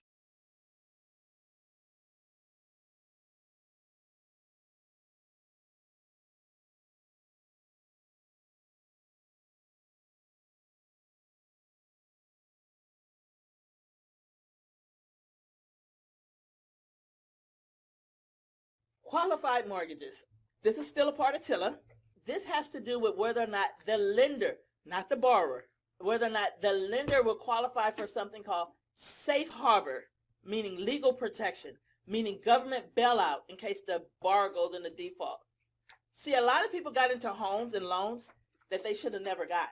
Some people got into a loan, they couldn't even make their first payment, okay? Because the lenders were being very laxadacious. They weren't making sure that the borrower actually qualified for the mortgage. So what they're telling the lenders is, if you're a little bit stricter and you issue a mortgage based on this criteria, because see, we bailed all you guys out. We bailed all these banks out and we got you guys back in the good standing. We're not going to just do that again. Okay, we're not going to do that again. It costs a lot of money to bail all of these banks out. This is what we're going to tell you, Bank of America, Chase, all of the banks. We're going to give you some criteria. If you issue a mortgage based on this criteria and your borrower still goes into foreclosure, we'll bail you out on that one. But if you issue a mortgage other than this, then you're taking your own risk like you normally do. So whenever you turn in a mortgage, say you have a loan for Artricia, the first thing they're going to do is, oh my God, let me see if Artricia fits into this category. Because if she goes into foreclosure later, we don't care. They're going to bail us out. Oh, Artricia can't meet those qualifications. Okay, well, we're Bank of America. What else we got? Let's do what we normally do. Qualified mortgage doesn't say whether or not the borrower qualifies. It says whether or not the lender will qualify for this safe harbor, this legal protection. And if they do, the government has their back. But it's not easy, okay? These are the things that will make a mortgage a qualified mortgage. And put a star on this page because you have to know them all. Because if one is off, then the whole thing is off. The maximum back-end ratio can't be higher than 43%. The loan originator cannot be charging more than 3 points. The loan term cannot be over 30 years. Interest only is not allowed. Negative AM is not allowed. No teaser rates are allowed. And they have to qualify them if it's an adjustable rate mortgage based on whatever their rate would be in the 5th year. Okay? So they're going to ask you which of the following is a qualified mortgage and which is not a qualified mortgage. Now, when I say they have to qualify them based on whatever their rate will be in the 5th year, it's an adjustable rate mortgage. Say it starts at 4%, and then the next year it goes to 5%, and the next year it goes to 6%. Well, they want to make sure that they can afford it for 5 years. So when you're qualifying them, qualify them based on what it will be in the 5th year so that we know that they can afford it at least 5 years. So which of the following is a qualified mortgage and which is it? Mary is getting a loan. It's a 30-year fix.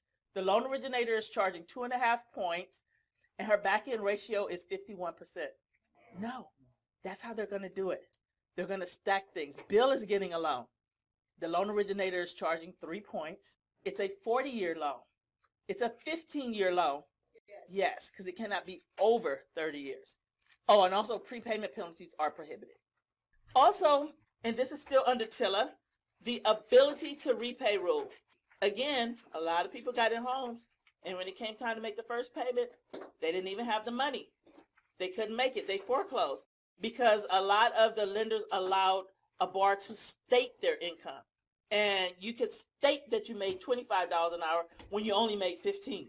And when it came time to make the payment, you couldn't afford it. Now a lender has to actually show that the borrower actually has the ability to repay.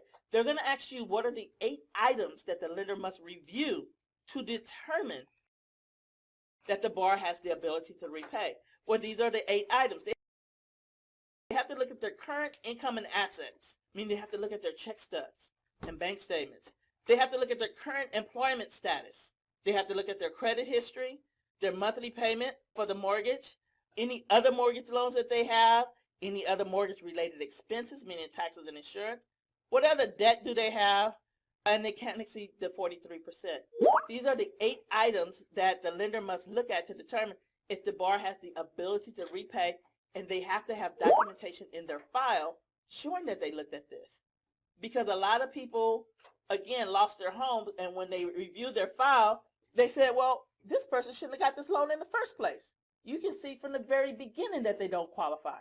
Well, now they have to show why they gave the loan to the person in the first place. They have to show that the borrower actually had, at the time that they got the loan, the ability to repay. Maybe something happened now, but at the time that they got the loan, we showed that they actually had the ability to repay it at that time. And again, that's still under TILA.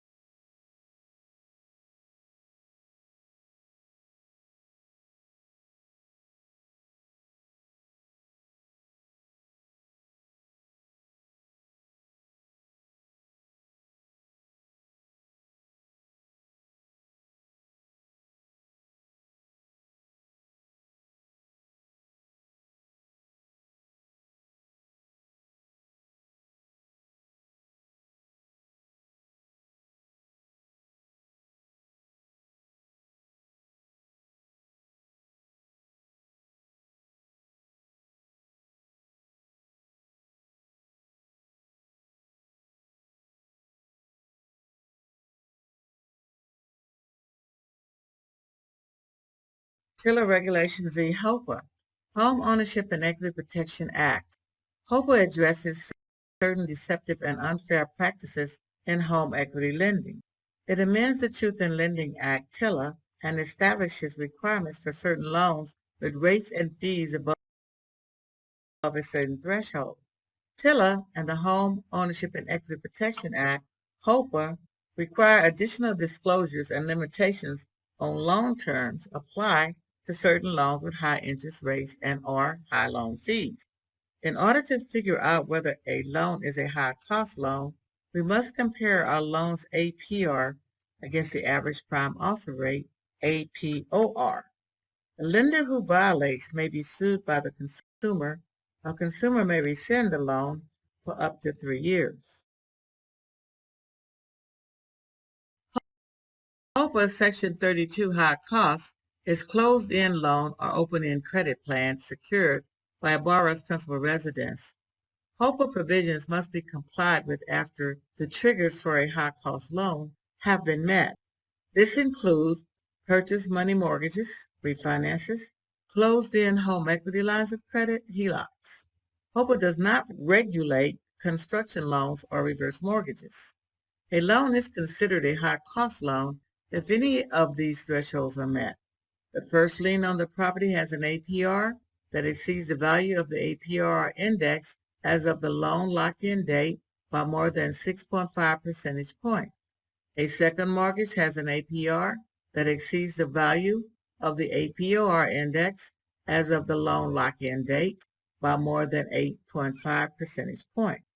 When the total points and fees payable in conjunction with the loan exceeds 5% for a transaction is 22,052, 8% for loans less than 22,052. The adjusted points and fees dollar trigger for high-cost mortgages in 2021 will be 1,103. Higher price mortgage loans, sometimes known as HPMLs or Section 35 loans. Higher price mortgage loans are closed-end mortgage loans that are secured by the borrower's principal dwelling. These are loans where the APR of a mortgage loan exceeds the average prime offer rate by 1.5% for the first mortgage lien, 2.5% for a first lien jumbo loan, a loan amount over $548,250, and 3.5% for a subordinate mortgage lien. If the loan being made is a higher price mortgage loan, the originator must establish the borrower's ability to repay the mortgage loan, an escrow account for taxes and insurance for the first 5 years, a full appraisal with a physical visit of the interior of the property has been performed by a certified or licensed appraisal. An additional appraisal may be required if the property was acquired less than 180 days. The Home Ownership and Equity Protection Act prohibits the following: balloon payment, negative amortization, prepayment penalties, acceleration of debt, strictly prohibited, includes any provision that would enable the creditor to call the loan before maturity, prohibits refinancing a HOPA loan into another HOPA loan within the first 12 months of origination unless the new loan is in the best interest.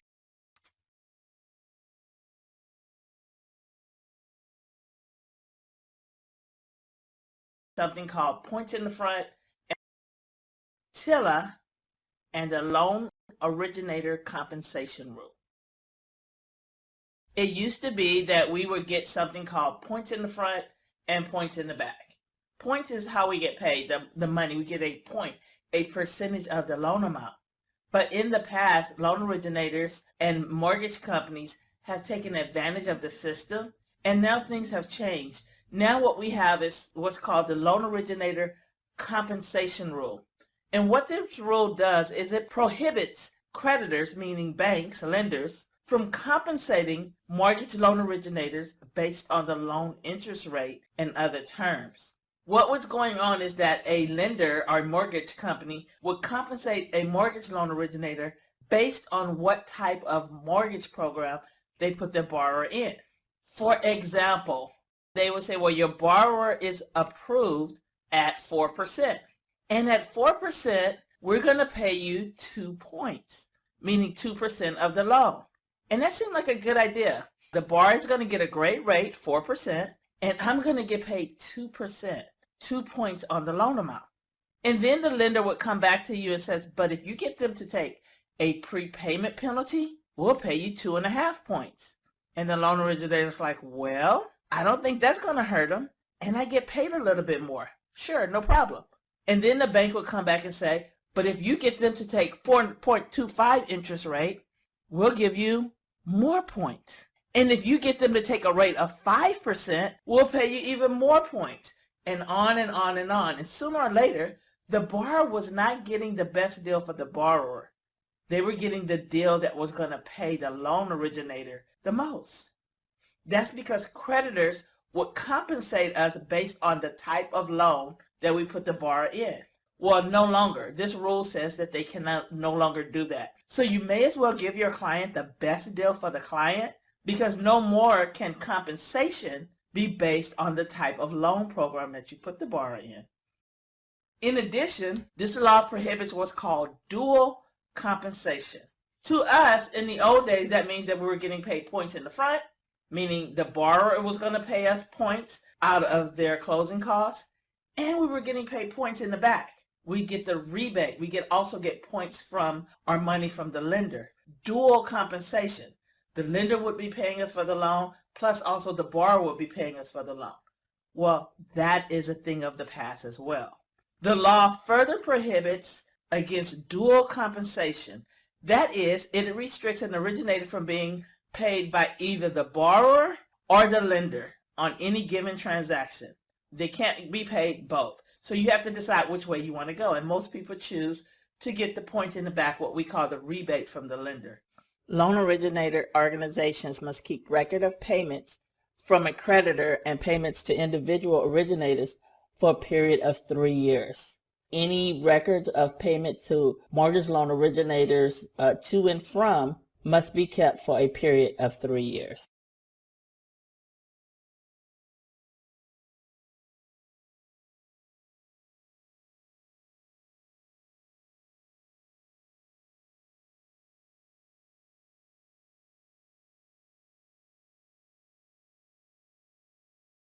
When it comes to TILA and advertising, there are some prohibited practices in advertising that you're going to need to be aware of. The first thing we want to make sure that you know that you cannot misrepresent about government endorsement, meaning you can't say that a product is government endorsed or that your company is government endorsed if it isn't. For example, that you're approved by HUD or NACA or any of those government endorsements. It's prohibited for you to do that if you're actually not. And a lot of times people want to put on their business cards that they're approved by HUD or NACA because it makes them sound, more important. But that is a violation of TILA. Another thing that you cannot do as it relates to advertising in TILA is that you cannot use or misleadingly use the name of a current lender.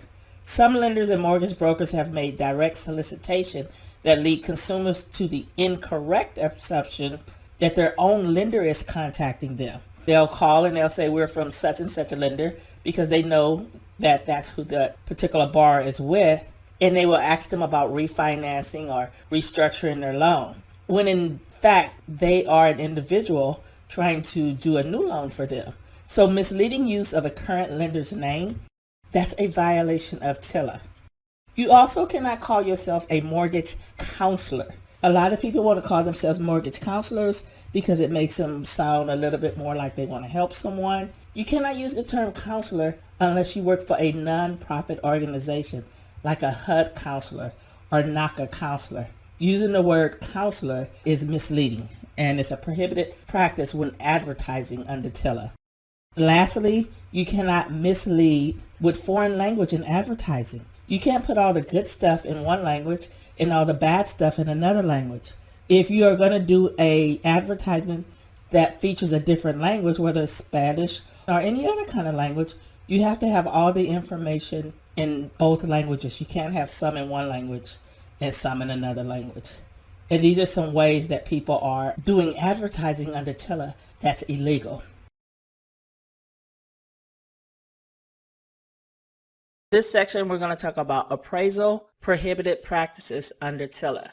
One thing that you cannot do is imply that an appraiser's future retention depends on whether or not they give you the value that you're looking for.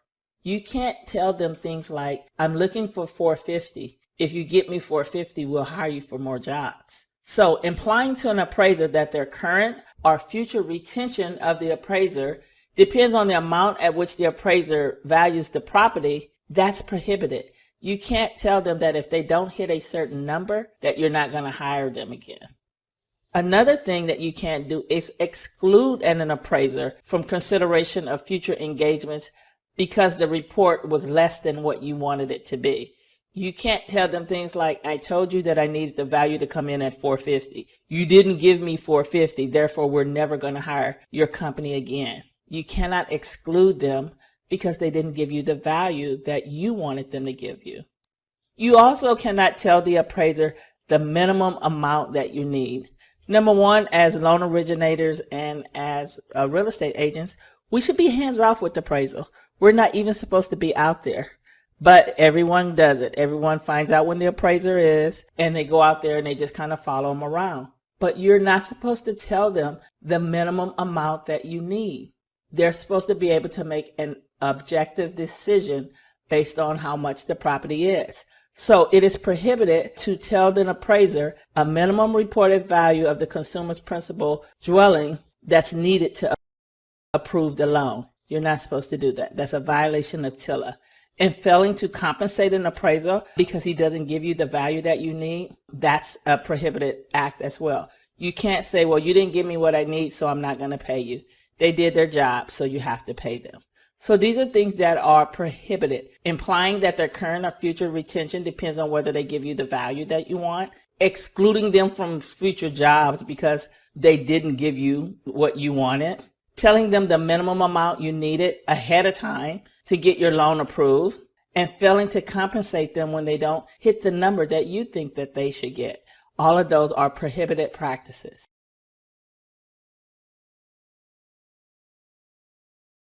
Now, these are things that are not prohibited. You can do these things. You can ask the appraiser to consider additional information about the property. Maybe after you got the appraisal, and it has to be after you got the appraisal and you looked over it and you reviewed it, and you noticed that there were some similar comps closer that he didn't use. It's okay to ask him or her to consider the additional information, but this is after you've already conducted the appraisal and turned in his report. You can also ask them to correct factual errors. If you look through the appraisal and you find some things that are actually wrong, like maybe he has it as a 3-bedroom, 1-bath, and it's actually a 3-bedroom, 2-bath, you can ask him to correct that. You can obtain multiple appraisals. You can obtain as many as you want as long as you pay for them. So obtaining multiple appraisals of a consumer's principal residence as long as you adhere to the policies, and the bank will use which one they feel is the most credible. So those are things that you can and cannot do as far as it relates to the appraisal. And lastly, you can withhold compensation from an appraiser who breaches his contract or does not give you the actual appraisal. If you don't get the actual appraisal, then of course you don't have to pay them.